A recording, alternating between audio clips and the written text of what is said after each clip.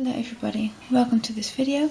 This video I'd like to talk about the fundamentals of crocheting, and today we're going to talk about hooks and yarn. Talk a little bit about both, and at the end I'd also spend a little time on other bits and bobs that you need to make life easier for you. So about crochet hooks. Hooks you have in all shapes and sizes. You've got them very cheap like this. This is plastic. This one I, for example, got for free with a magazine. You've got big ones, for example this one, very thin ones. This is only a size 2. You've got them made from plastic, like I said, from this one. You've got them made from metal, like this one. You've got them made from wood. This has a wooden handle. Sometimes you even have the wooden shaft. You've got them made from aluminium, like this one. You've got them made from steel, like this one. All shapes and sizes, but in essence they all do the same thing. They let you crochet. These are all different types of hooks. You also have different brands. We all have our favorite brand. For example, some people really like the Addy. This is an ergonomic crochet hook. Personally, I don't really like this hook, but that's personal. You also have the Knit Pro series of crochet hooks. You also have the Clover series of crochet hooks. These are also ergonomically shaped hooks. These are the ones that I prefer to use. And you also have, for example, no-name brand needles like this one and, for example, these ones. So all different hooks. Basically, they all do the same thing. I'm a big fan of the Clover hooks. So I've got them in a whole series of sizes. For example, this is size 7, 4.5 millimeters, size 4, 2.5 millimeters. So once you've decided on which type of hook you want, it's useful to invest in more sizes as well. Then you can do more projects. But I first suggest that you only buy 1 or maybe 2 needles from a specific brand. Then use them, see which ones you like, and only then invest in a big series from that brand, because hooks are expensive, especially good hooks are expensive. So take your pick from the brand you want, start with 1 hook and work up from there. So when it comes to yarn, there's an awful lot available on the market. And one thing that you should be wary of is yarn hoarding, because you'll always be in a store and you'll see lovely yarn and you'll buy it, and then you don't immediately have anything to do with it, and then it ends up in your stash, and that just grows and grows and grows. So my advice, only buy yarn when you know what you're going to be using it for. So don't just buy yarn because it's on discount, for example, just to prevent yourself from having like a zillion different skins and not having anything to do with it. So, when it comes to yarn, there's a lot available on the market, all different brands and different types of yarn. One thing before I go into different options available to you, be aware of yarn hoarding.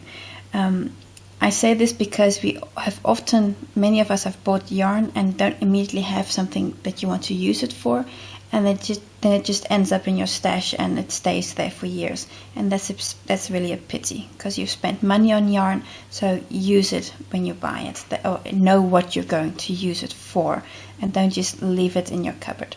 It's just a piece of advice I have for you. But let's just look at what's all available on there. I have this here as a small collection that I just quickly like to show you. Now, when you get to start crocheting, cotton yarns are often a good point to start. So for example, Cotton 8 by Scheepjes is a good yarn to start with. I also like the Drops cotton yarns, but this is purely a matter of choice. Most of my projects I actually do use Cotton 8 yarn, a really great versatile yarn. So cotton is something that we use a lot for crochet projects, and many people also like acrylic yarns, and especially Stylecraft double knit, special double knit is in a very good quality, reasonably cheap acrylic yarn. And this is also a great yarn if you, for example, making afghans or blankets or and the things that you really want to keep warm. This is a great yarn to use, available in like a zillion colors, so Stylecraft Special Double Knit is a great option. Now, so in essence you have cotton yarns and acrylic yarns, but you also have blends of the two. For example, Stonewashed by Scheepjes is a great blend yarn. It contains acrylic and cotton, so it's nice to work with, like a cotton yarn, but it also has a bit of the feel that many acrylic yarns have. So this is also a real favorite yarn of mine. Now, we also, if you want to go a little bit more extravagant, have more glitter yarns. For example, this one, Miracle. This is a yarn that has the same thickness as the double knit yarns. So for example, these two go really well together. Even these colors go well together. So this is, for example, a yarn that I use for special projects, or that I use in an afghan to make 1 or 2 rows in this type of color, just to give it a bit of an accent with the glitter. But this is something that I also really like to use. But then there are also more and more yarns, new yarns coming available on the market these days. For example, this is a cotton yarn, Bloom by Scheepjes, but it's incredibly light because it's hollow on the inside. So many cottons, if you use them, would become very thick and your projects become heavy. But this actually doesn't, because it's so light. This, if you're using to make for example, a cardigan, this is really great yarn to use for that. These open structured cotton yarns. And you also have mixed yarns. For example, this is linen soft yarn. This contains cotton and acrylic and linen, and that makes it a rather sturdy yarn, specifically suited for projects where you want something to be just slightly more rigid. And this is a really good yarn to use for that. So, but when you're just starting off your very first projects, I often suggest start with a basic cotton yarn, for example cotton 8 or one of the drops cotton yarns, whichever you want, and get started.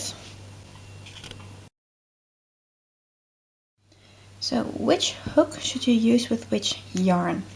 Now, on each yarn label, somewhere around the back, for example, you'll see a symbol that has some needles in it. Usually it's knitting needles, only occasionally a crochet needle, but usually something like this. And here it says 4 millimeters, and that's your size you're going for. So this 4 millimeter refers to the 4 millimeter crochet hook. Of course, also a 4 millimeter knitting needle, but as we're crocheting, you use the 4 millimeter crochet hook. Now, usually if you go half a size smaller, like 3.5, it also works fine, and 4.5 also if you're a tight or a loose knitter. You can adjust your hook size accordingly, but that just gives you an idea of which size you're approximately looking for with this yarn. So a few other things you need when crocheting. Of course, you need a pair of scissors. This is just a regular handwork scissors. Needles. I have here a needle holder, and inside I have various sizes of tapestry needles, thicker and thinner needles. I really do advise that you invest in a series of needles, because you're always going to have 1 or 2 that you're going to be using a lot. And if you have a holder like this, you don't lose them and you don't accidentally hurt yourself either. So my advice to you, buy yourself a holder along with it.